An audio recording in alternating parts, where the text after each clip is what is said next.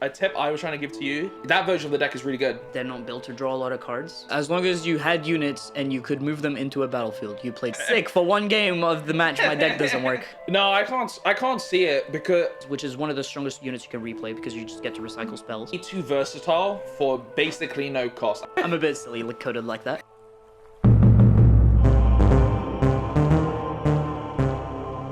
Hello, welcome to Recall to Base, a show where we record and talk about all things Riftbound. I'm Nathan. And I'm Samuel.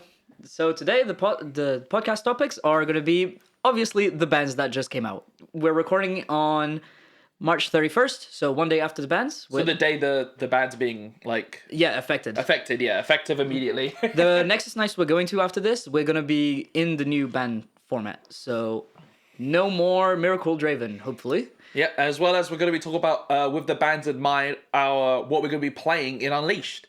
Yeah, looking towards the future and how that's going to be looking like. So first, should we just read what Riot released in their article regarding the bans? Yeah, but first let's go over all the bans. So oh yeah, of course. Yeah, so Riot have banned, I believe, if I'm not mistaken, 4 cards, as well as 3 battlefields, which is quite an interesting ban. The bans were Cool Shot, Fight or Flight, Draven, what's the Red Draven? Yeah, Red Draven. From Draven the new set, and Scrap Heap. Scrap Heap. And then the battlefield bans were Obelisk of Power, Reaver's Row, and the Dreaming Tree. Mm-hmm. What do you think? I think, personally, these are great bans. Other than getting the Draven champ himself banned, I don't think I could have asked for much else. Yeah, this is we'll go over each card individually, but overall, I think that's the general consensus too, that it's a very solid ban. I personally think this is a solid ban, and I liked their talking points, but let's go over all of them. So the first one, probably the biggest ban, the biggest hit to the meta was Cold Shot. Cold Shot. This straight up either kills or very heavily maims a lot of the top tier decks. Yeah. Importantly, Ezreal, Sivir, and Miracle Draven. Because those were the de facto Miracle decks. Draven now can be more solidly mid-range. Don't know if that's going to be better or worse. But I feel like Ezreal got a massive hit, so now it's just going to be control with slightly less card advantage. Yeah, because I feel like Cool Shot was just too oppressive just because of how abusive it was, right? In those decks, it was really easy to justify, this spell basically costs nothing to cast.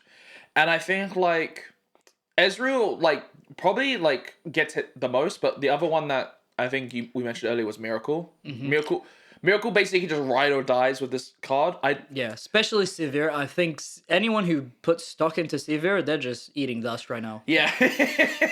But what's it called? I think that was their ultimate goal was to I think they put it on the post. We can pull it up and talk about it. But I think the ultimate goal of Cool Shot was to basically nerf Miracle, basically not make Miracle a contributing factor. Because I think it was I don't know the official words, but they're saying I have it right here. I can start reading. Yeah, we can read it, yeah. So, Miracle decks. This is what Riot said.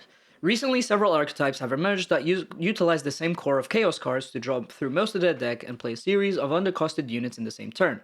Players have been calling these decks Miracle decks. These strategies have proven highly successful in a large amount of game actions that take a long amount of time to execute, with the Miracle player navigating a large number of choices.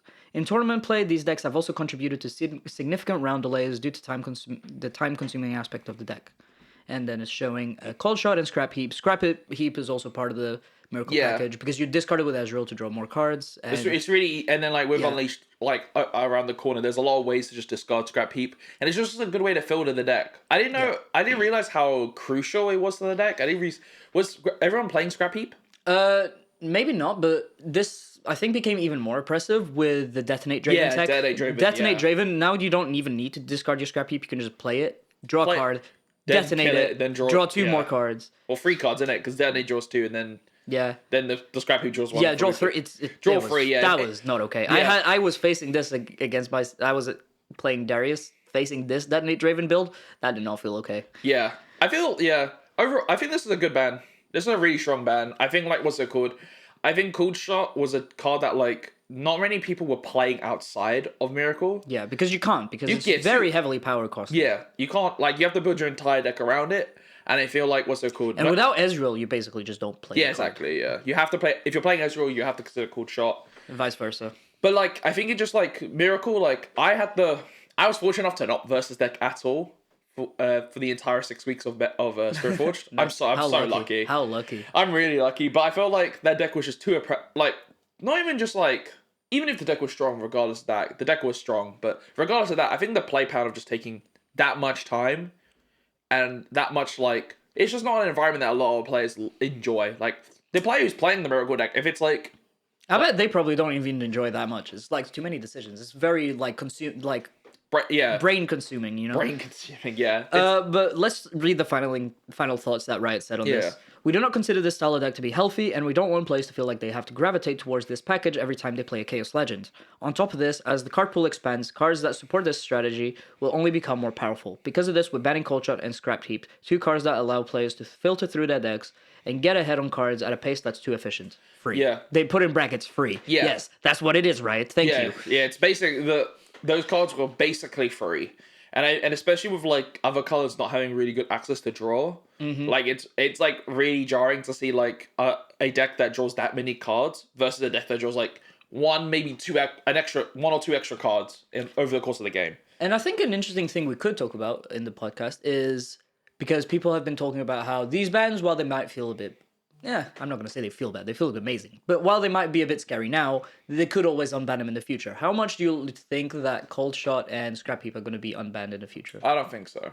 I think Scrap Heap could. No, I can't see it because like it's again the scary nature of making it free. That's like the ultimate issue is that like this is what I'm thinking like in my head. If Ezreal/Vex didn't exist, would Cold Shot still it would still be great, but would it be like broken? Maybe not. But that's what I'm saying. Yeah, because I feel like it's the fact that like you can make them essentially free, and then what you're essentially doing for free is drawing cards, which is very, very strong in a game. Importantly, it's not just drawing cards; it's drawing the two best cards out of the top four of your deck. Yeah, you're getting that. So much information. It's better than so much filtering. It is better than draw. It is just better than draw. You just you get the selection. But yeah, I think like what's it called? I don't see it being unbanned. Like I know the fact that like everyone's like some people are stressed that we're getting bans already, even though these bans are ridiculously healthy for and the to game. that, I want to tell you, you don't play card games, so you don't know this. Maybe stick around in the scene a bit more, and then you'll know what it's like. Yeah, because an unhealthy meta game kills a game way faster than bans. Yeah, exactly. Yeah, these cards just sadly have to go. Like they do, and I'm not sad about it. Yeah, these cards. No, yeah, that's true. These cards just have to go. One thing I will say, it's worth us giving a word of warning to the poor Jinx players who now don't have a deck. Sivir, you can build it in mid range. Ezreal, you can still build control without Cold Shot. Jinx is just gone. I don't know. Rest in peace, Jinx. Does Jinx just die on this hill? Like, does the deck just disappear because of really? Yes. What else are you gonna do? Because this is Scrap Heap specifically was the best thing you could discard. There was nothing else you could discard. There's the thing that you can play for a power. Power, yeah. But that's bad. It's good. It's good. Maybe in Origins, but no, I feel like what's it called? Because we have someone in our pod who plays aggro Jinx, except the Miracle version. That version of the deck is really good. Like it just dumps units all the time. Draws extra cards is fine, but you've got Jinx Legend too. He previously like I remember asking him about it. He said that he thinks the deck is like obviously a lot weaker, but not like that much weaker. Well, that's talking about a deck that was already weak. So yeah, true. Do you think Miracle just straight up dies now? I hope so. I mean it does. The core of the deck was Cold Shot. So really, was I like that? Because like, it was like you were built around Cold Shot because that's one. It's a free spell, which means that the battering ram gets cheaper for free. Yeah. It's also big fuel for Rasas in the graveyard. Yeah, because he just puts one extra card in the grave. Yeah, and or trash. And because I was playtesting Pike, and I was even running just Cold Shot and Thing, not really committing to the full Miracle package. I was just running Cold Shot in Israel. To some extent, that is the Miracle package. Yeah. But even still, I was finding it really hard to fuel the yard for Rasa when I wasn't doing extra discard synergies, like, help me out, Scrap Heap. Scrap Heap's in that, so, yeah. I think now those decks are going to struggle a lot more to get Rasas out early and efficiently. Yeah. I think the Miracle deck just dies then, right? With that point in mind. Yep. And before we move on to this implication on the meta, let's talk about the other cards. First, mentioning Draven, here's what Riot has said about Draven. The second issue is power outliers. Other than various Miracle builds, the mid-range Draven has proved to be both very prevalent and strong and stronger than we'd consider healthy. No fucking shit. Draven decks are more difficult to target because the obvious card providing power to the deck is Draven Legend, Glorious Executioner. However, if we ban a legend, we are essentially banning everyone from playing Draven. and we would do that only as a last resort. Draven decks are a combination of powerful legends, a strong champion, a highly efficient card pool, and battlefields that synergize particularly well with a strategy. Without a clear outlier like Cold Shot for Miracle, without a clear outlier like Cold Shot is for Miracle decks. None of these elements would be concerning individually, but together they create a deck whose metagame presence and win rate are higher than we're comfortable with. To be clear, we made a mistake with Draven's Legend, and the power of the Draven deck because making a new game is complicated and we've been moving very fast. And to address this, we're banning Draven Vanquisher. Having guaranteed access to a strong turn 2 play gives Draven deck builders considerable freedom while creating early game pressure that is difficult for opponents to navigate because Draven's Showboat from Origin still exists. Draven's decks will still retain access to a chosen champion in each of their domains. Yeah, that's good, I guess. Yeah, that's the good element because I remember we did holler about the fact that Draven was the potential idea of a ban because of how good he was. But I think this is probably the best case of both scenarios because Draven was just too efficient.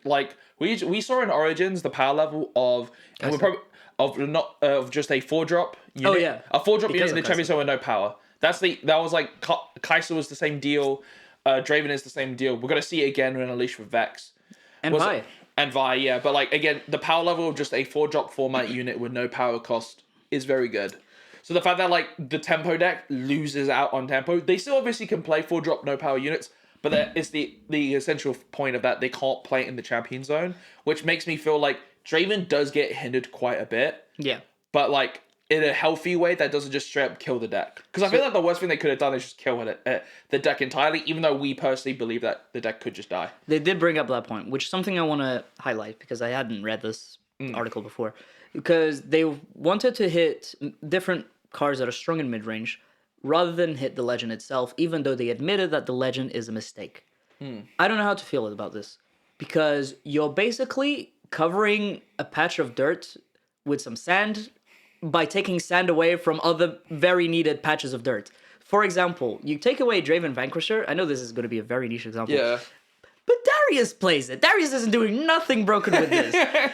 Now I have to get Kai'Sa's. That's the only good 4-drop I can get. I mean, yeah, but and it's that's annoying. But most importantly, the next card we're going to talk about, taking Fight or Flight from other purple strategies that need that kind of strong interaction is just feels bad. You're basically try to fix this broken mistake of a legend, you're taking resources away from other cards. Don't get me wrong, Fight or Flight is broken. Draven Vanquisher in the legend in the champion zone is broken. That's what I was about to say, is that the card I understand your point of taking away cards from other decks that are weak or not in meta is pretty bad.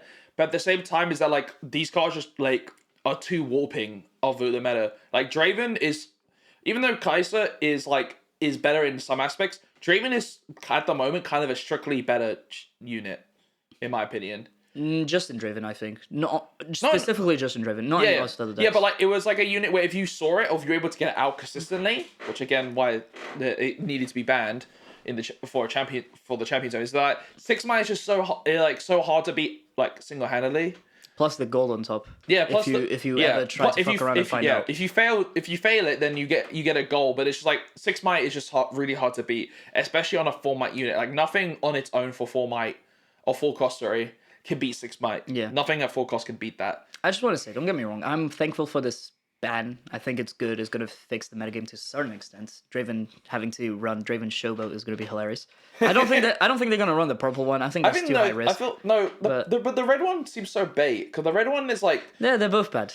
Good. Now the broken legend has bad champs. But do you think Draven dies? No, absolutely not. Do you think it's still relevant? The legend is still the most broken thing in the game. Yeah, true. But one thing I was going to bring up is that this is going to paint a big shining light onto Irelia being best deck. Yeah, we're gonna get to that after we finish discussing the cards. But what's it called? Oof. I think Draven, the fact that Draven loses that out is just so big for the deck, because now they don't have a consistent turn 2 play. Yeah, it's really obviously you will be able to see them play a second 2-drop on turn 2 and pass. Yeah. which is still scary because they're going to be holding. Oh, yes. Oh no! Now that Fight or Flight is gone, that's not even scary anymore. Yeah. Let's go. But the next ban was Fight or Flight. Yeah, Fight or Flight. I'm already talking about it. Let's Yeah. just read what Raya is saying Yeah. about it. Lastly, we're also banning Fight or Flight to limit the power of Chaos decks more generally. Its ability to be played from hand or hidden to negate combat or protect a friendly unit makes it a flexible spell that is best in class in too many scenarios. While we want this kind of design to be core of the Chaos experience, this one has proven to be powerful enough to crowd out other reasonable designs. Foth's banning will allow Riftbound's other colors to better compete with Chaos. I completely agree with this. Yeah. Fireflight was just way too versatile for basically no cost. I think that's like the Exactly. big thing they hammered on about. And one thing that, as someone who's been playing exclusively purple for a very long time, agrees with. Because Fireflight, like, at its own, like, without the hidden stuff, Fireflight is just so good. It stops an attack, it stops a defend. It's really simple at that. And at 2 mana, it's just, like, so free. And then when you hide it, it basically becomes a flash. Because Yep. a lot of colors interaction, key point interaction is Is at on battlefields. For example, you can try to Hidden Blade, and then, haha, I had a Yeah. Hidden Foth here. So it's That like, was so cool, yeah. Or like I can't remember now because the only ones I'm thinking of is like Void Seeker. Void Seeker, but the big one I'm thinking about is Challenge, but that doesn't even hit battlefields. But at reaction speed, you could just like save your unit, but like yeah. Firefly is just way too versatile. Rebuke is the main one. When someone tries to rebuke you, you Firefly it back, yeah. Firefly was just way too versatile, and it felt like a card that you could just jam into every deck, which is what a point that I remember now. The point I was going to bring up with what's it called? Cold Shot and Scrap Heap and stuff like that. I feel like the purple side of these bans were cards that there was always an argument and like kind of a bore of like you could just jam it into your deck and it probably is better. Do you know what I mean? Yeah. Like I feel like that takes away from experience where like, oh, I'm playing purple. You have to play Cold Shot. You have to play Ezreal. I think that's the same with the battlefields they banned as well. I feel like in most of my decks, I was running at least one of these. Which is why like I feel like now like these bans lean towards like I know most people are agreements with us now, but I like lean towards like these bans are healthy. We got rid of cards that were too oppressive and too versatile. And I like how they hit cards that were just seeing high amount of play, even if they're not necessarily like disgusting. They are seeing too much play, and we want to fix that. It was both. I feel. Yeah. I think it was both high amount of play as well as a high amount of what's it called? Like power level. Yeah. Like they're just insanely strong cards. Firefly, I think I'm a little bit guarded because that was like my best like hold strategy card, my best control card. I agree. Misfortune's hold plan is now a bit fucked. But like again, we got the 2-drop guy. He's fine. But like again, like if this cost like a power or didn't have hidden, this card would be fair. But like if it was made today's age, but like now it's like at 2 energy is too much. Yeah.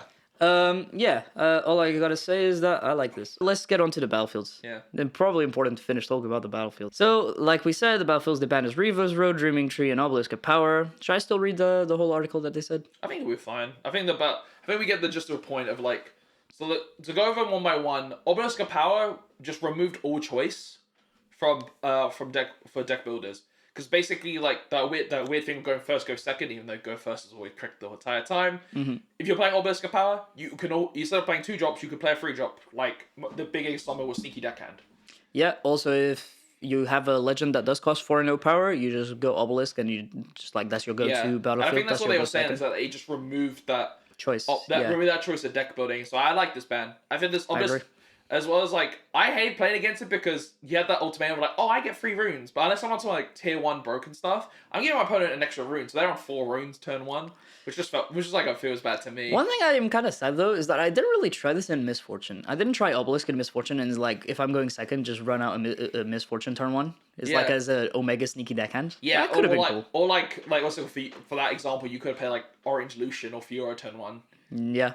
Yeah, but Obelisk Power, two like. As a card that was supposed to be like, oh, let's make a ramp battlefield, it was like actually just made aggro more proactive. The next one, big one, Dreaming Tree. Dreaming Tree. Luckily, Fiora did get hit with one thing. Yeah. I know they did kind of play Foths as well, but that was like less significant. But, Dreaming Tree is a big one for Fiora. Not Fiora, Irelia. Irelia, yeah. Dreaming Tree is a big problem because it was the issue of that, like, if you're in the colors that can support Dreaming Tree, i.e. green, blue. Yep. you just had insane amount of card draw for basically no cost. Because, Yeah, as long as you had units and you could move them into a battlefield, you play Dreaming Tree in those colors. So what you're saying is that when I play the game, I can draw cards. Yeah. It also was really annoying the fact that they got to just cycle their cards for no reason. Yeah, like stupefying your own unit just felt so it felt so good. One mana draw 2, huh? Yeah. Oh, that's pretty good. That's pretty good. The thing with battlefields is they're balanced by the fact that you can only play them once a game, but getting that swing of being able to win one of the games just because your battlefield is stronger than your opponent's, it's pretty big feels bad, I'd argue. Good. I feel like the battlefield's their ultimate thing was that they have universal effect, but they're mostly used for you versus your opponent, right? That you're gonna get more use. And I feel like Obelisk of Power and Dreaming Tree and the next card, Reaver's Row, they were all too much of a this sways into my benefit way too hard versus you. And one thing I want to bring up about Dreaming Tree is that I think it was broken because a big thing of combat tricks and pump spells is that they're a temporary boost to a unit that, other than costing the very cheap amount that they cost, they also just cost you a card. Yeah. In most cases, Discipline doesn't, but Discipline at least is a bit. But less tempo. they shouldn't be able to replace themselves. Yeah, giving those effects draw a card for absolutely no cost is stupid. It's just stupid. It's just harsh because again decks that don't have a lot of card draw now have access to a battlefield that just gives them a same amount of card draw. Yeah, it's really good. And I was just telling Nathan I was building a Kha'Zix for the next set, and I was just thinking, oh man, I wish I could run Dreaming Tree in this deck so I could turn my pump spells into draw. But Dreaming Tree was too sway the other, and then the final one. Final one's Reaver's Row. The Reaver's Row is by far the most broken in here. I think it was just if you're playing a deck that wants to conquer, you are playing Reaver's Row. If you are playing a deck that conquers early, you're playing Reaver's Row. Yeah, conquer strategies. Half the borderline run this. In Origins, this was the best battlefield in the game. Everyone and their aunts was running this. And then I think it's just again, in those conquer-based strategies, it just sways it too far towards that player. Because it takes away all the risk. Now you can't if you want to swing in after conquering and you have no way of bringing your unit back, it's just you have to either have hidden cards to protect it or hold up mana to protect it. Otherwise, your unit will just die. Yeah. Whereas before with Reaver's Row, it just took away all the risk of conquering. Yeah, because now you get the free choice at the start. Actually, I'm just gonna move back, and then next turn I'll swing in again. And importantly, obviously, Draven was the one that abused this the most because your opponent while you were playing Draven would also use Reaver's Row, so you would move in with a Draven unit, and they'd get scared thinking that they're gonna lose combat, so they're gonna go, I'm gonna Reaver's Row back, and Draven is like, okay, I draw a card. Yeah, you fucked. That's basically so not cool. Draven you can't use Reaver's Row on a Draven player because you just basically give them a card. You keep your unit, but you just give them a card. Yeah, and importantly, I don't like how this card kind of invalidated some strategies. I don't know what the equivalent is for pre-Unleashed, but post-Unleashed. Imagine Vi had to deal with Reaver's Row. Just sick. For one game of the match, my deck doesn't work. Awesome. But yeah, no. I think, overall, I think these Battlefield bans, it was interesting they hit Battlefields. I think no one really considered Battlefields to be banned. Oh, but I agree so much. It's so good. Yeah, 100%, it's so good. Yeah. Plus, there's so many Battlefields with cool designs that just aren't seeing play because the other Battlefields was just better. I think, what's it called? I think, it's interesting that I remember the point we talked about last week, a while ago now, actually. I think it was episode 1. We talked about bans being either a feels bad ban or a palatable ban. I think we lean towards the palatable ban this time. Yeah, definitely. And which makes it a feel good ban. And I feel like they've done it in such a good way because they highlighted all the points. They as well tackled a lot of cards that weren't oppressively road. That's the thing that interests me is that these battlefields were, don't get me wrong, strong, but it was something that no one was talking about. So it's interesting to see that they actually banned them, and I think it shows that they know what the fuck is going on. Yeah, that's a big thing. Yeah. One thing, quickly jumping into how I feel about another game. I maybe don't play as much, but I do watch a lot of Magic Legacy content. The format Legacy, and in that format, every time there's a ban list, Wizards just shows that they not only don't give a fuck about the format, but they actively are not watching the format. Yeah. They never, in all the ban announcements, they have this big paragraph, which is for people who don't play Legacy. Imagine that. You make a ban list, and then in the ban list paragraph, you talk to people who don't play the format. What sense does it make? It's literally just explaining what the deck is and why it's good. Yeah. They don't bring up Tamio, which is a broken card that needed to be gone. They don't bring up Upso spells and say that it's healthy for the game, which just shows that they don't know what they're talking about. Here in Riftbound, we can see that Riot is not only paying attention, but they're actively playing it, and they know what it feels like to play against these strategies. As well, they're dressing it in a good way. Like, or like I think one thing that was to me that was really interesting and I think was really cool for everyone in the community was that everyone was not only reading the points but they were collectively agreeing, which kind of just shows that the devs know what to make good of and what to make bad of, right? Mm-hmm. And I think I'm overall just happy about these bands. I'm overall just really happy about these bands. Agree. They're gonna shake up the meta in an interesting way. Miracle just dies. Draven becomes less prevalent, hopefully. Hopefully. Yeah. Let's bring up what this means for the meta going forward. I think, what's it called? Purple lost a really universal tool, so now they have to be quite experimental with the interaction. That's the main thing. The big thing everyone complained about with Purple is, card selection, whatever. But it's mostly the interaction being really strong. Yeah. The most feels bad card is Rebuke. That's the one everyone always complains about, like, my unit gets bounced back to my hand. I lose so much tempo. Fair. It is fair compared to Fight or Flight. Fight or Flight was the real thing that was winning games. It wasn't Rebuke. Well, it's because Rebuke helps, but Rebuke is really good, but it costs 2 power. It sets you back far behind. That's the big difference. You lose out an entire turn of runes. Fireflight, you don't, and you just basically win off that. Yeah. And it's just I think what's it called? I'm interested to see what type of spells we're trying. What's it called? What's the 3 mana about 2 things? Your stuff and their stuff. Starcrossed. Starcrossed, yeah. Starcrossed becomes really viable now. Yep. And it's really interesting to see it's really interesting to see how they're gonna brew. I see people thinking about running Gust now instead of Fireflight, which I think is not correct, but I think in some metas it might be. Maybe if you're playing Ezreal, you can Frigid Touch and then Gust. Whoa! I spent 2 cards to kill your 1 card. Doesn't even kill. I mean, it bounces. You bounce into your hand. Basically, whatever. it's borderline kill. Unless you're desperately giving them no pressure, and you can just be okay.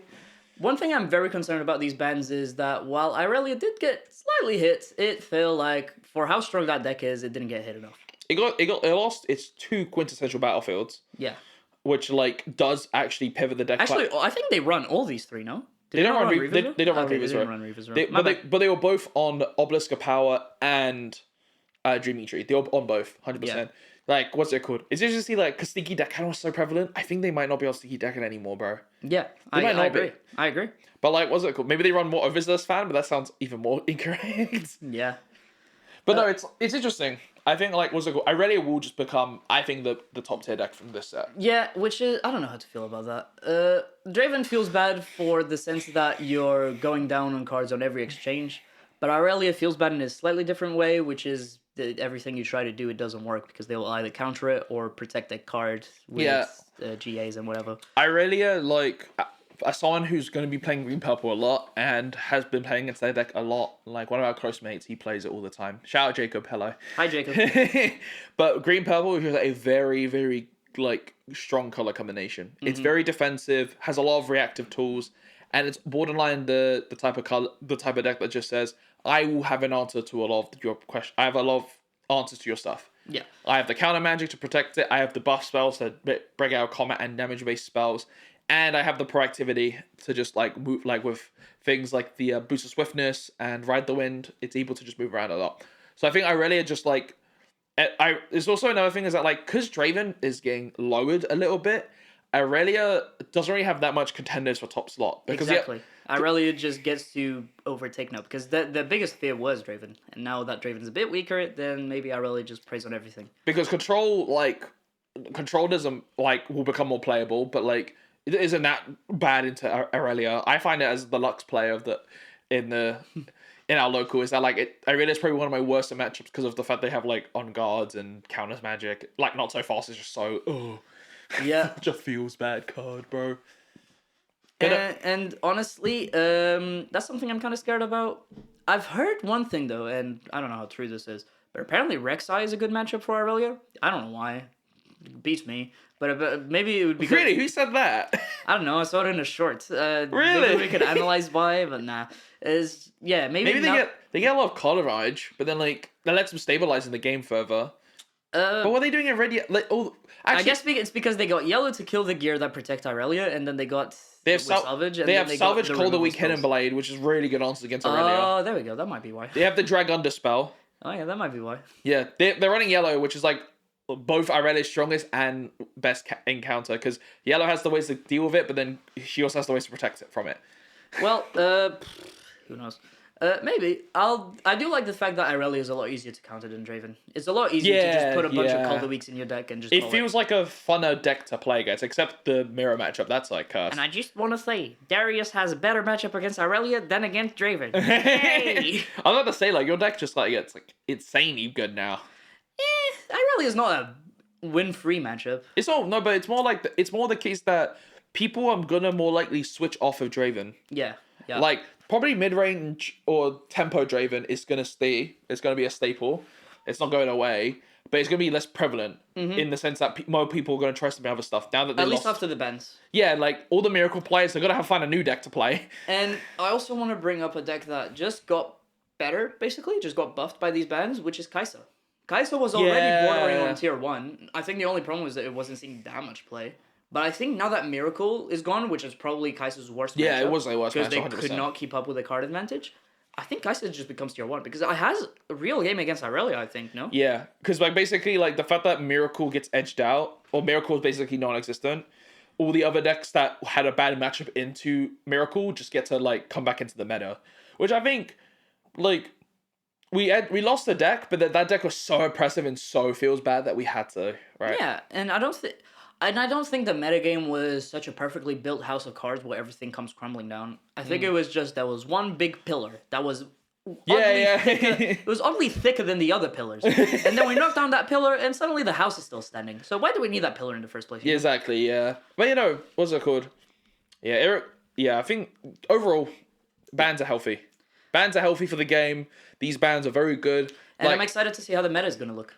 Yeah. I'm actually excited to make these meta slaves actually have to think what they're going to have to play now. To be fair, though, everyone's like, now that we're 6 weeks into Spirit... Oh, actually, because Draven and Miracle are gone, the Spirit Force meta might actually get some revival. Because... Fiora might come back. Yeah, Fiora comes back. Sivir midrange might make an appearance. Because I remember, as I was going to talk about this with you, is like, everyone I was at the local scene for Spirit Forge is rough. Because no one, like, because everyone just, the universal, our local anyway, I can assume this is like the general consensus, but what's it called? Draven was and Miracle was so oppressive decks that it just felt like it feels bad meta. Like, why do I want to play the meta if these are the decks I have to play against? But now that one of them's like gone, and then the other one is like less prevalent. Crippled. Yeah, is more crippled. The meta just might be more exciting for more people to come back into. I hope so. I really hope so. I think so. I think it will. Because that's the thing about this game that we play, which is Riftbound. It's not very much you can just play what the best of there is, and that's the thing that's going to pull people into the game. It's not like Standard and Magic where there's a bunch of really fun and really cool-looking top-tier decks, so you can just come play it and you'll find something you enjoy. Riftbound is a bit more, because we're built around legends, it's a bit more personalized. It's a bit more, I want to play this legend because I play it in League of Legends and I like it. I want to play this legend because I like the gimmick that it has. And pushing just top-tier mid-range decks out, it just means that people now can just play the thing they find fun. Yeah, and Riot have also made this more prevalent with like the best of decks and stuff like that at regionals and stuff. That's my... I love yeah, that it's so cool. Much. I love that so much. That's such a cool way, but like... We are going to win the medal cards. But like, I think that's like what they want to have, is that they want a metagame that's like both healthy, but more importantly... diverse and expressive. And I think like with Unleash around the corner, which is looking like one of the most expressive like sets as a whole, I think what's it called? We're gonna get this. Yeah, we're gonna get the diverse metagame. We're gonna get the device meta. Yeah, that's the word I'm looking for. Wow, I'm so bad at like remembering stuff, aren't I? Well, you are good at one thing, which is segueing us perfectly into our next topic. So Nathan, what are you gonna be playing in Unleashed? Oh, Unleashed. Like, we've been testing out quite a bit of Unleashed, haven't we? We spent basically the whole night yesterday testing out a bunch of Unleashed decks. Yeah, and we've been playing it a lot, looking at the meta and stuff like that. We're very lucky that we have a playgroup that also wants to do that. So shout out to our playgroup. You guys are listening. Yeah. I hope. But no, I think, what's it called? I'm a bit of the cancerous one of the group because there's only one deck I've been testing, and the one deck is Vex. Vex, Oh my god. Okay, before you get onto this, do you mind if I give a representation of how I feel about playing this deck? Yeah, Or go for playing it. Go for against it. this deck? Yeah, go for it. Bro, this shit is so cringe. This shit is so cringe. You think you feel bad playing against Draven? You think you feel bad playing against Miracle? Yeah. It's actually not that bad, but it is pretty like oppressive. It's not as strong, but it just feels oppressive. Yeah. So to go over how I built Vex, because there's so many different brews of Vex that I didn't actually agree with. I've built as a Vex hold to win strategy. The goal of the Which deck, is what the legend wants you to do. basically the goal of the deck is to hold a battlefield for as long as possible, as you have so much protection tools and interaction to stop your opponents from doing that. Now we did lose Fire Flight, but it's pretty easy to contest that. It's fine. Yeah, but You got so many other tools in Unleash that I don't think it was that important. and we also can afford to run I think my deck. I have the deck list up here. I'm on 15 units and 25 spells. I can afford that ratio because Vex draws so many cards. It draws so. Why? Like 5 turns into the game, he holds 2 turns. Suddenly has 10 cards in hand. Yeah. What the hell am I supposed to do? I have to send, but if I send, he has 10 runes up on my turn. What am I supposed to do? Yeah, the deck is very draw go. This deck is very much Yeah, like it is the first proper draw go deck we've got in the format. Yeah, it was the first in the game. Well, I love playing that type of strategy, and I love the fact that Vex pushes that. I think, unironically, this deck went from tier 2 to tier 1 because of purple Vex. I will say, just for viewer discretion, Discretion, yeah. no, that's not what I'm trying to say. FYI, I do run very combat-focused decks. I like the kind of aggro strategies, and that's the kind of decks Vex preys on. If I was running something a bit more control-y, more value-y, more interactive, I think Vex would struggle a lot against that, or at least a lot more than my current decks, because I'm playing Kha'Zix, I'll get to it, but I'm playing Pyke, I'm playing the aggro decks, basically. And Vex just takes those decks, shoves them in the locker, and eats and takes their lunch money. Yeah. Yeah, I mean, I'm liking this deck a lot. I'll go over the what's it called, the specific cards in the moment. But my main thing with this deck is that it feels like it's a control deck, but we're very proactive with our point gain. We get points, we get on the board really quickly with some of the specific units, and all the units are very cheap. So we get on the board quite quickly, and then we're also able to push into the late game with certain units. But I'll go over. Let's go over your deck. So the chosen champion, of course, is the new Vex Apathetic. I'll read off the card real quickly. It's Card is busted. 4 energy, 4 might with deflect, no power cost battle away. That's the actual most broken part about this card. Yes. 100%. It has when an opponent plays a unit while I'm at a battlefield, stun it, and they can't move it this turn.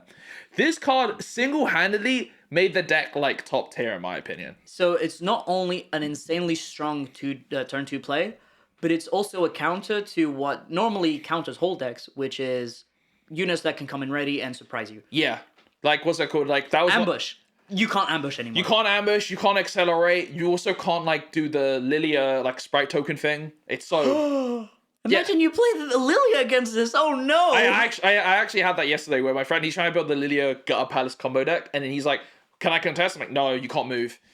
You can't move your sprites." This is so depressing. Yeah, this card is super strong. It leans towards. It stops your biggest weakness, which is multiple units, because now your opponent has to dirtle with their units, take a turn off. But you like it when they take a turn off because you draw a card. Because you're just holding and drawing cards. You draw a card every time you hold, so it's just really strong. With the battlefield that you're running, what's it called? What's it called? Drover the God Willow. Drover the God Willow. That's where you which when you hold you draw cards, it's you draw 2 cards, so you effectively draw 3 cards every turn. Yeah, it's super good. Because of that, I had to lean in towards more of the 2-drop units. One unit I actually didn't rate that highly, but I was a really big fan of was Mutated Mauser. That is your best 2-drop, I think. It is my best 2-drop, yeah. For context, it's a 2-cost 1 might unit with shield 2 and tank. The reason why this is so important is because what you do is you play this turn 1, then turn 2 swing into a battlefield, and then play Vex into it. Play Vex into that battlefield. So now not only can they not move in there, but they try have to beat 7 might. They have to beat 7 might. They have to beat 7 might, but more importantly, if they have a 4 might unit, they can only kill the Mauser because of tank. Exactly. Yeah, this is a very strong, very oppressive defensive combo. And then later on, you can move that guy back and then go to a different battlefield, do the same thing later. Yeah.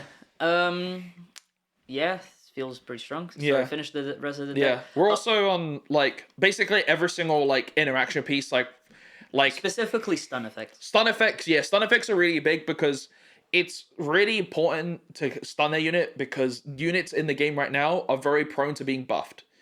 A lot of colors have buff strategies, and Stunning just says no, they can't do that anymore. On top of that, they can't like do any weird shenanigans where you move in, they buff it, but then now that they're stunned, they can't now win another combat through I another think the mix. reason why this feels so oppressive is because when you're trying to counter a hold strategy, what you do is just make your units bigger. Yeah. And stunning just means that no matter how big your unit is, it is not getting through. Yeah. Do we have a lot of stun cards? We're on now that Firefly is gone. I was able to fit 2 more extra copies of Back Off. Yeah. The spec spell that just says stun a unit, but it draws you a card played from hand. Otherwise, it doesn't do that. It has hidden as well. Shadow. Yeah, like, talk about Shadow. Shadow is a card that like no one's running or wanting like 1 or 2 of. I think there's cards are 3 of in this deck. 100%. I think it is objectively incorrect to not run Shadow if you're doing the game plan of play 2 drop, swing into a battlefield, then play something into it. Yeah, Like, Shadow is so you can either play good. this, you can either play Shadow or you play Vex. Normally you play Vex, but I also don't fault anyone for playing Shadow at some point.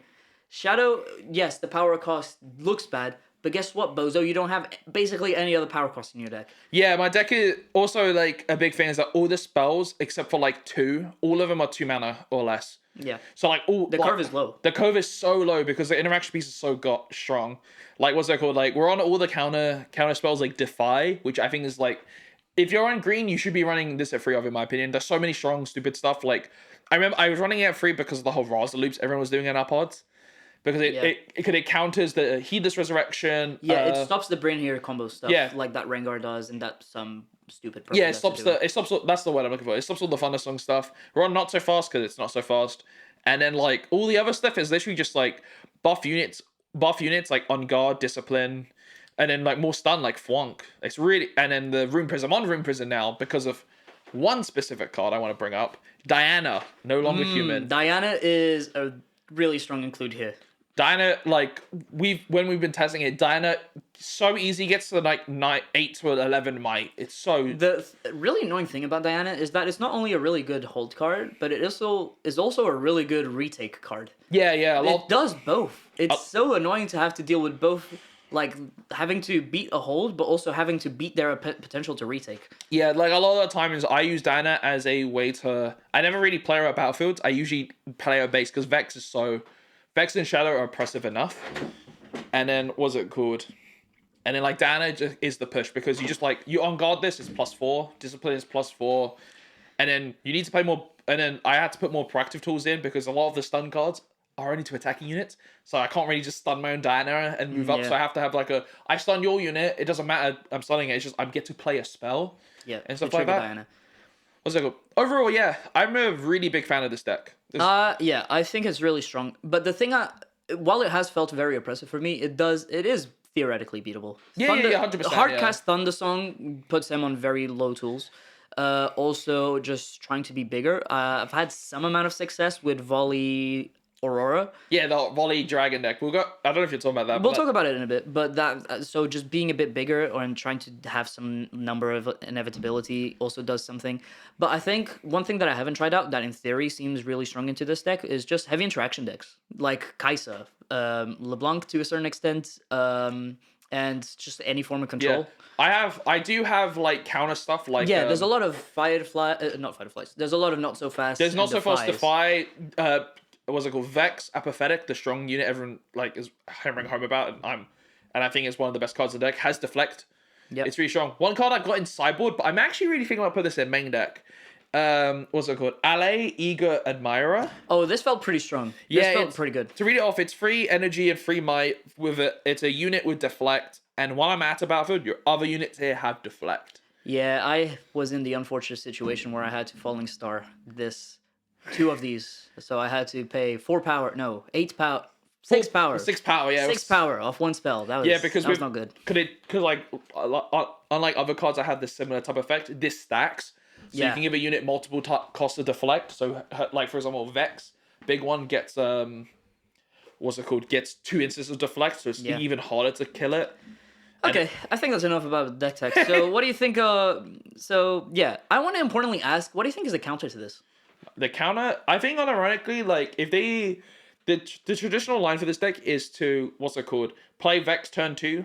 So the best way I found it to beat it, no one does this really, but it can be dependent on hands and stuff. But the best way to beat it is to slow roll your units out and like have the ability to attrition every turn. That's like the best way you can beat it. Don't swing all at once. That's like your biggest mistake because they do have repeatable stun effects. Yep. Like the new Existential Dread and Flunk. Funk. But yeah, swing them one at a time and having multiple units that can back up. That's one thing I did when I was playing Vi into this, because I had like a bunch of really strong units. I had a Fiora with Deflect as well. It's like, if I just go one at a time, especially if I can like try to send in bait units. So for example, I was sending in just Naked Infernus to try to deal 3 damage to the Mouser. It's like, I do put you on having to interact with that, otherwise you lose too. So having to be able to go one by one felt pretty strong. Yeah, and on top of that, like, if you're thinking about if this deck is going to be as meta relevant as our pod believes it's going to be, and I believe it will be. I do believe it will be. Yeah. The best thing you can do for deck teching or like deck building is trying to beat 4 might. That's your biggest, like, best way you could do it. Because you're besides Diana, the only other buff spells most people will be running is Discipline, On Guard, and Discipline's at 3, but On Guard will be at 2 or 1. So what ends up happening is that unless you're trying to fight a Diana, it's really hard for the Vex player, besides just obviously throwing stun cards at every turn. Yeah. It's really hard for the Vex player to just justify trying to beat 5 might. Anyway, that's cool. Just trying to be time conscious. I don't want to spend too much time on this one. But overall, yeah, overall, this is cool. Overall, I'm really. This feels really strong. I'm really fond of this deck. I'm really happy with the brew because everyone was like telling me every time I looked online, my lists were very different from other people's, but I found my list to have a lot more success. A lot of people are on Valmors. I think that's so win more. That's so win more. I think Valmor's incorrect because you rather hold up interaction instead, and the deck has so much interaction. I guess to a certain extent, Valmor is interaction. Valmor is interaction, true, but I found it to be in some certain matchup it's too easy to kill because of things like there's a lot of like removal spells now just straight up just kill a unit, like Pike for example, which I think will be played, as well as it's really easy for certain decks to just go above that might, like Rengar. Even though the new purple Vex at the time wasn't revealed, I found Rengar was really easy to counter Valmor. Yeah, because it's just like I play 2 units from Ambush. Oh look, this unit's 9 now magically, so it's just like, oh great. I didn't like it at 8 mana, but you know, Vex, love it. This is like, I love that my favorite character, my favorite champ is my favorite playstyle. I love it. Yeah, you got really lucky. But speaking of favorite characters that are getting a pretty cool playstyle, one of the legends I'm going to be playing is Pike. I was thinking about maining this, but boy, this playtesting is kind of kicking my ass. So importantly, I've seen 2 ways of building Pike. There's the one that's more meta, and the one that I've seen more people do, which is low to the ground aggressive units Pike. So one list I've seen was running all the shitter 2-drops, except for Inferno weirdly, but they were running all the purple ones, like the Treasure Maker. I think the Treasure Maker is really important, and I think and one critical card, which is the Enchanting Sprite, I think it's called, the one that makes your opponent discard a card. Yeah, that card is cool. Because Pike kind of wants you to play cheap units so that you can play them, move them to a battlefield, get a conquer, whatever, bounce them back, or play a unit there, then bounce one of them back to get more value, etc., etc., you get a treasure. And then they have some kind of late game with Baron. Baron felt weird. I playtested this version of the deck as well. Baron felt a bit weird. It did feel like if I was able to stick it, it did just win the game.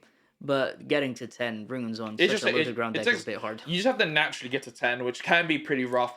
I personally think this version of Pike's a little bit better because one thing about Pike that I think people need to keep in mind now, after seeing it a lot, is Pike borderline is pretty rough because of the fact that you detempo yourself. Exactly. You have to play your whole strategy is playing a unit, then bouncing your hand and playing against.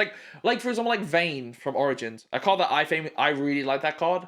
But it's just so like costly to just play Vayne every turn. I think it's the same thing here where like, yeah, you're not using a power like Vayne did. But more importantly, it's like you're losing an entire unit. Which is why the cheap guys felt so good. Because you can just like play a unit, bounce it to my hand, then play it again. And it doesn't really cost you much of your turn, right? Yeah. That's why I think like a tip I was trying to give to you when we were testing is, you know, the Sprite or Spirit, sorry. The Spirit card, I feel like you need to treat it as a spell.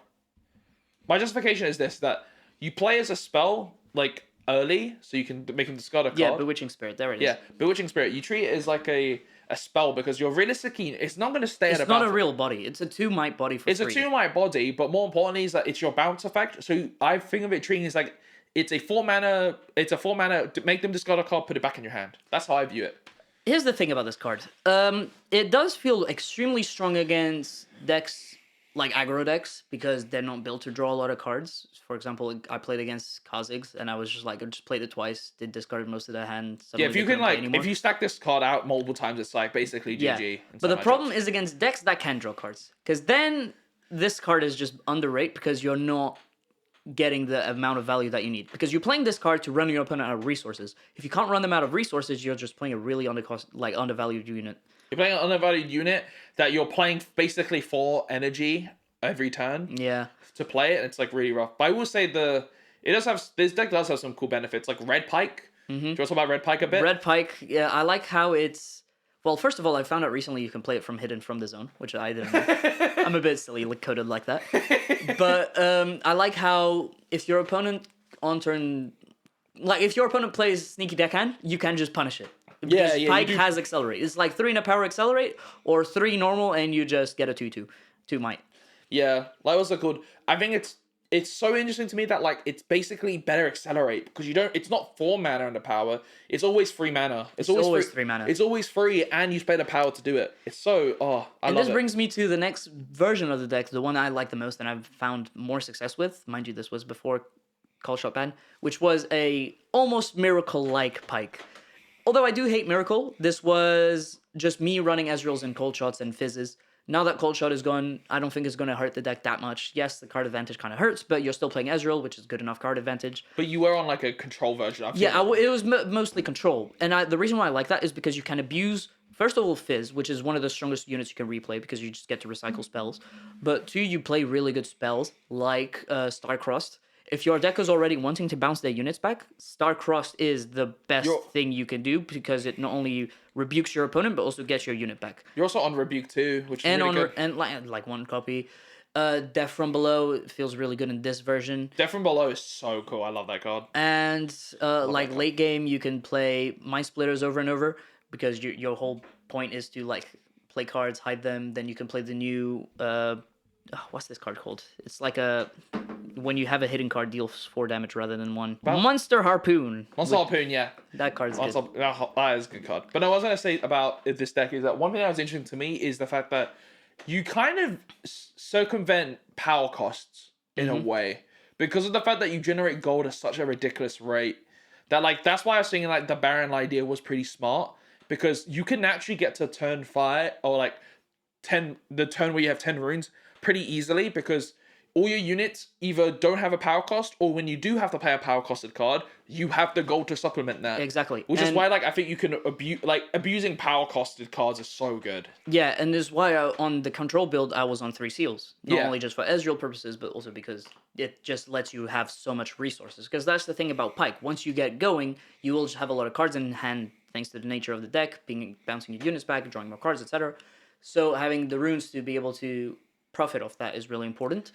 And yeah, I mean that build was really cool. Maybe you can afford to play Baron. Now that I played again with the Baron, I thought, oh, this card is pretty cool. It does kind of win the game. It only works really if you're playing like the aggro version, though. Really, I disagree because in the control version, you're still playing some number of smaller-ish units, and I think it's going to be more of a later gameplay, but it's still a late gameplay. You know what I think? This makes me sound like with Pike, which is one thing that like sounds pretty clear with the explanation. I think the deck. We don't actually know what the deck's going to fit it like in the meta. Like that's one thing that's really cool about Pike is that no one really knows what direction to take it in. But the big one for me is that Pike seems like it's going to be a mixture of both. Yeah. It might be like not as oppressive, but it might be a cool, interesting version of Tempo Draven. Like Tempo Pike seems like a realm that we can do because if you're playing a Tempo Pike, you do have the option to just like if you have nothing better to do, play the Spirit every turn. Yeah. You have the good interaction with Death from Below at a really reasonable cost. You make gold, so you can play like Rebuke and stuff like that. Yeah, and another cool thing that what am I going to say? I was going to ask you, what do you feel about the deck? Like now that you've seen multiple versions of it, I feel like there's still a long way to go with this deck. I'm probably going to be making a video on my main channel where I'm explaining properly, like testing out and building Pike properly. Because that's the thing. If I'm planning on becoming like really tryhardy in Riftbound, which I might, Pike is going to be the deck I do it with, and I think you have some. It's very reliable. The thing I was gonna say is that this deck is very skill testing in the sense that where you will have a lot of choices every turn. You either try to stick your units, or you bounce them back for value, or you try to bounce a different unit than the more expensive one, or you just play Yeah. more stuff, or you hide a card. There's so many choices. Yeah, that's the. It's very skill testing, which means that I'm gonna need to get a lot of reps with this deck. Yeah, it's the deck that like you will get extremely punished when you don't know when to bounce your units, and when you do, because some I've seen like I'll play Vex and then like I'll see people just be like, I'll play the Spirit, bounce it back, pass, and I'm like, okay, great, I like you can do this if you want, I don't care. Yeah, You know, against decks where importantly you need a lot of tempo, then you're gonna have to change your game plan a lot. Yeah. And against decks that draw a lot of cards, you're just gonna have to cut Spirit into the sideboard and play Yeah. something more proactive. Yeah, But yeah, I like Pike. I like the fact that there's a lot of I directions really to like take Pike it. too. I think Pike has a lot of versatility in the meta. And I like its signature spell a lot. I was a bit low on it, but different then below. it's pretty good. It's really good. I think like that's the thing. Like again, I think this is why it's going to be relevant is that it's got great flexibility. It's got great flexibility into early, mid, and late because of the color combination and from its own cards. All right, we're 56 minutes, so 57 now. So let's talk about one more deck and then try to wrap it up. The deck I wanna the deck I wanna briefly talk about is my other. It won't be my main deck, but it's a deck I'm gonna build for fun because everyone keeps playing for X all the time. Ivan. Yeah. Ivan like actually has some brute potential. The only reason why is that it's very easy for this deck. Turn 2 have 8 might on a battlefield. It is stupidly easy to do that with the units here. The Frisk. It's like Darius. Yeah, it's basically an aggro deck, but in green yellow with all the tribal stuff, and the tribe cards are really good. Like Loyal Warhound, all the Pyro cards are really good. It's an interesting take on aggro where it's a aggro hold deck because you want to be holding a lot, and I think that's kind of what you. You basically just like the way I found the deck. I played with the Green Ivan as a champion unit. The deck basically was just swing a lot of one unit at a battlefield and stack that battlefield, and then prepare for the second bat for the final win. Yeah. Because unless they're playing like strong interaction, it is really hard for a lot of decks to beat through this wall. Because it's might spread out across a lot of bodies. It's not just one big body that you have to deal with. It's not, so it's just like all the bodies are somewhat relevant. One card I did want to bring up, which caught everyone off guard, was I was running Yumi in this list. I've tried Yumi when I did like an early build of this, just for fun, and Yumi felt really strong. Yumi is super good because it's 2 mat on her own, gives something +3, and gives it tank. Which is like a keyword that doesn't really get talked about this, but in a go wide strategy, tank is really good. Yeah, I like this brew. It's like I don't think it's viable because it's super fragile. Yeah, not meta viable, but it is definitely fun. But it's super fragile. But like it does the thing really funnily. It like just I drop 8 my worth of units, but it's only 2 cards. Good luck, Frisky. Yeah, and like with cards like Frisky Hunter and stuff like that, it's so good. And then the last deck I wanted to talk about, I was thinking about talking about Volley Dragon Aurora. Because Aurora is obviously going to be good. Aurora is, now that we go either Baron or Elder Drake, or you want to be on Aurora to a certain extent if you're trying to do a this volley deck was so cool. But there's other people who talked about it. They're probably having more fun than me. But I'm going to talk about Kha'Zix, actually. Kha'Zix feels like, well, at first I was really thinking that this legend was underpowered, or none of these effects are that good. But then they revealed the champion, and suddenly everything clicked into place. Yeah. Because now it kind of became like a purple charm deck. Yeah. You get the Evelyn, you get the Irresistible Faithfolk, you get Bone Skewer. Bone Skewer feels so insane in Kha'Zix. Yeah, it feels really good. This is the best Bone Skewer deck. Way better than Pike. Yeah. It's which is like, funny. Yeah, like you play Kha'Zix to a battlefield, and then you Bone Skewer literally anything they play. It's going to be stunned, and unless it's 7 might, 8 might, because you can still buff it with the legend. Unless it's 8 might, you will just be able to kill 90% of what they play. And I like how Bone Skewer gives you the chance to just like see what interaction they have and play around potential buff spells or potential interaction that they could have. And it just felt really good. The fact that it stuns the thing is pretty sick. Yeah, to me, like when I was playing against this deck, it really felt like a try and shoot orange purple strategy, which is the cards don't seem really strong, but what they're doing just a little bit edges out everything. Yeah, like it has a little edge on everything, which makes the deck so interesting to me. It's just to super like efficient units and with cool effects. The one thing I will say about this deck that I've felt is that it doesn't have a lot of card draw. It just runs out of cards really easily. But we do have purple. We're on like first Starcross. Not Starcross. Stack deck. There was a new spell I saw that you could be interested in. The 3 mana discard a card draw 2. I don't like that.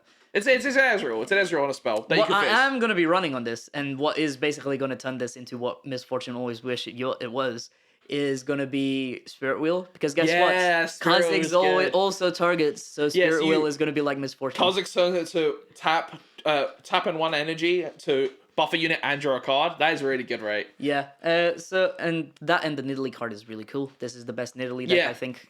Yeah, you have such a fisher like Neela, Nidalee, Kha'Zix are really good, and then you have super strong draw and interaction. Yeah, I really like this two deck. drops this week. Yeah, I'm very excited to properly yeah. build this deck. Unleashed is looking super fun, and I can't wait to brew around it. And now the meta's freer. We don't have to worry about now. The decks don't even have to necessarily worry about beating Prime Draven. Now they just have to beat Sloppy Seconds Draven. The big, I was like to see what's that called? We'll probably talk about these more when Unleashed comes out, but yeah. I'm super excited for Unleashed. I'm super excited. Same. Thank you everyone for watching Recall to Base. We've been Samuel. And I'm Nathan. We never even done an outro before halfway. And we're gonna press B. Press B, yeah. That was a good one.